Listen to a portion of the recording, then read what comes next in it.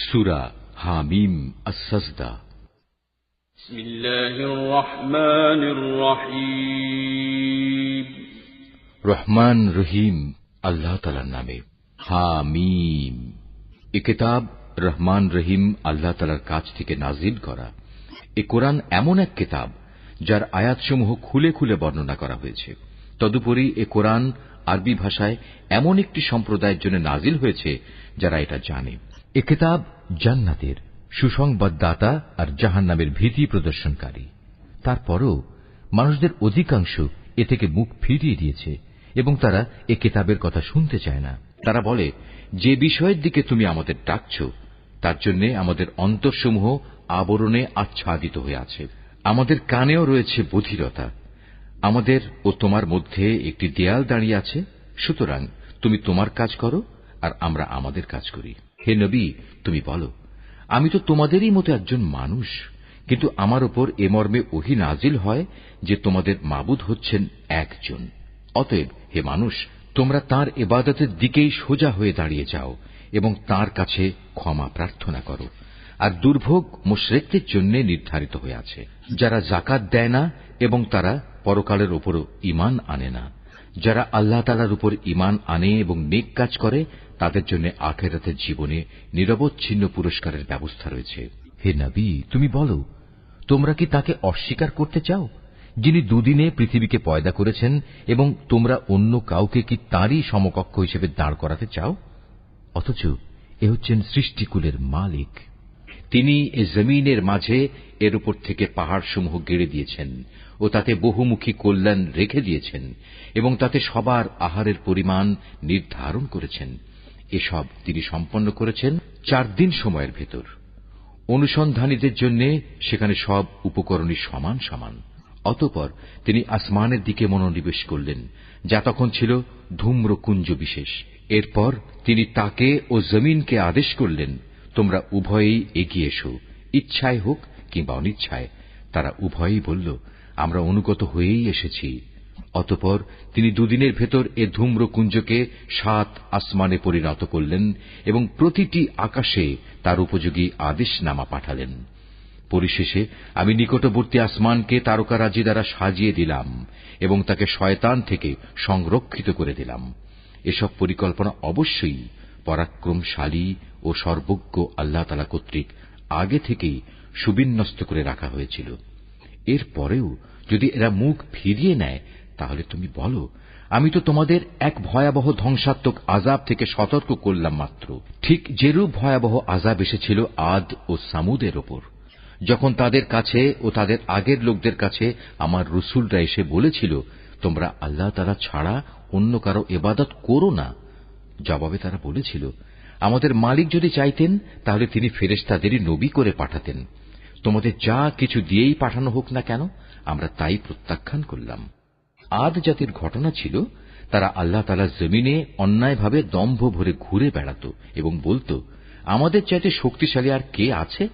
অথচ ওরা কি চিন্তা করে দেখেনি যে আল্লাহ তাআলা তাদের সৃষ্টি করেছেন, তিনি শক্তির দিক থেকে তাদের চাইতে অনেক বেশি প্রবল?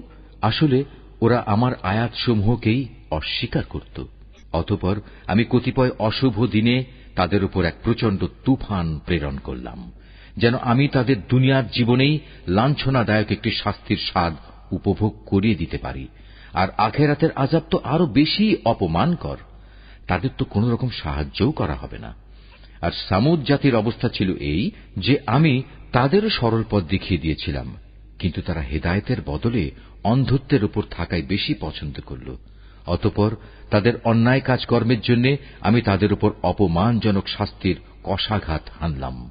এ প্রলয়ঙ্কারী শাস্তির কষাঘাত থেকে আমি তাদেরই শুধু উদ্ধার করলাম যারা ঈমান এনেছে এবং অপরাধ থেকে বেঁচে থেকেছে।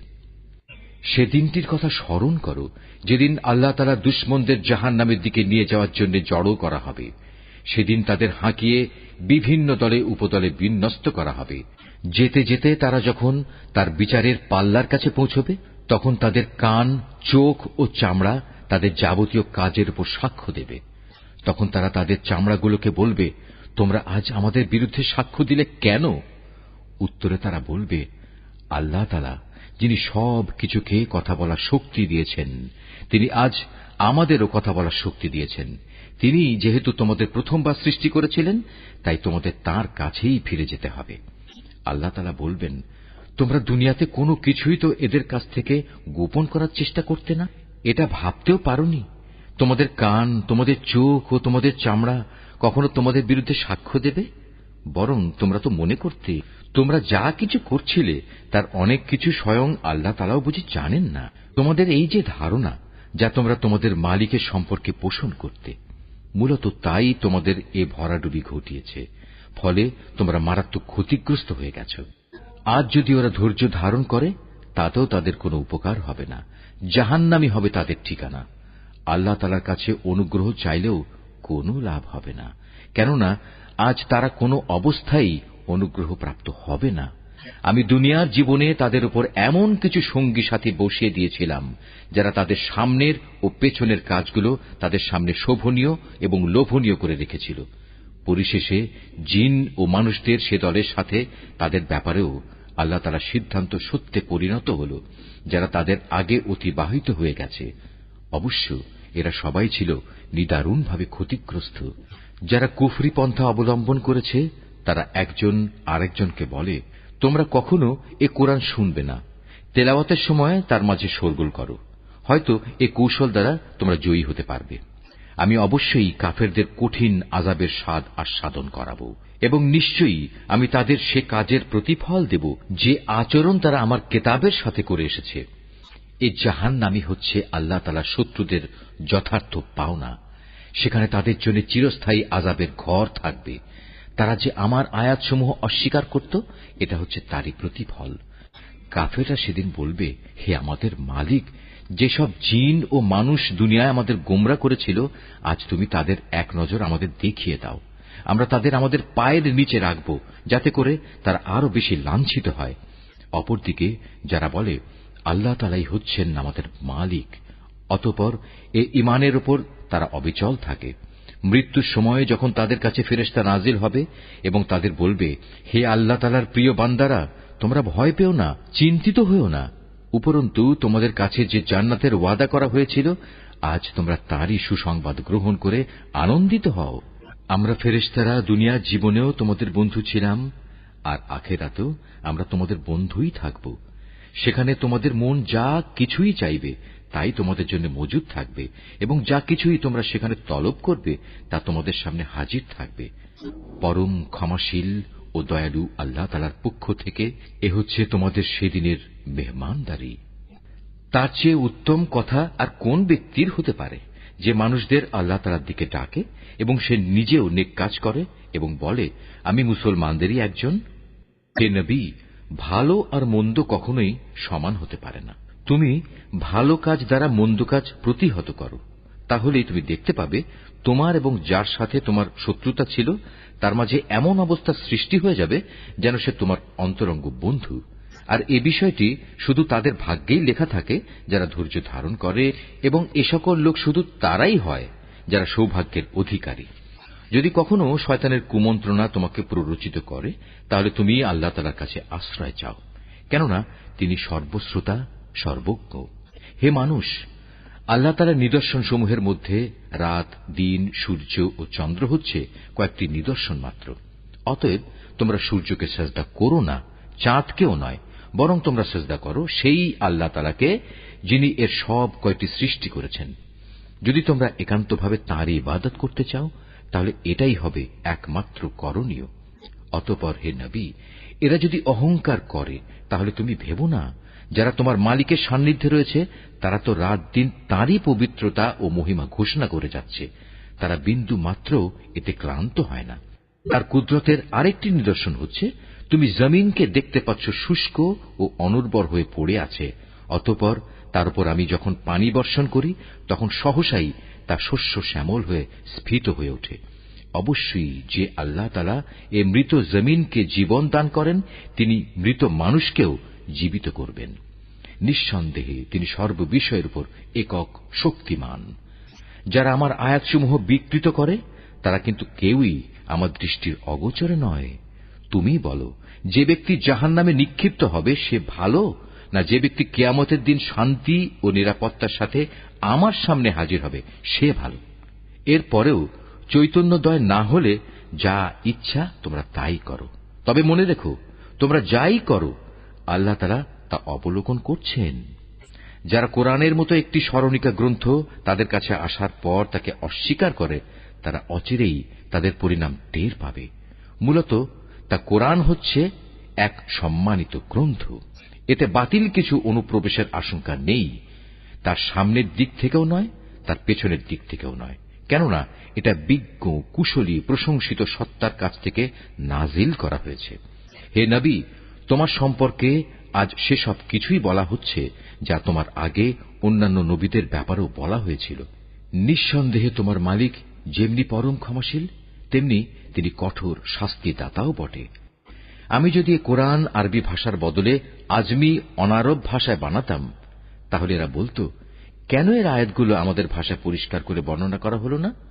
তারা বলতো, এ কি আজব ব্যাপার, এটা নাজিল করা হয়েছে আজমি ভাষায়, অথচ এর বাহক হচ্ছে আরবি। হে রাসূল, তুমি বলো, এ গোটা কোরআন হচ্ছে মূলত ঈমানদারদের জন্য হেদায়েত গ্রন্থ ও মানুষের যাবতীয় রোগ ব্যাধির নিরাময়। কিন্তু যারা এর উপর ঈমান আনে না, তাদের কানে বধিরতা ছিপি আঁটা আছে। তাই কোরআন তাদের উপর যেন একটি অন্ধকার পর্দা। এ কারণেই সত্য কথা শোনা সত্ত্বেও তারা এর সাথে এমন আচরণ করে যেন তাদের অনেক দূর থেকে ডাকা হচ্ছে, তাই কিছুই বুঝতে পারছে না।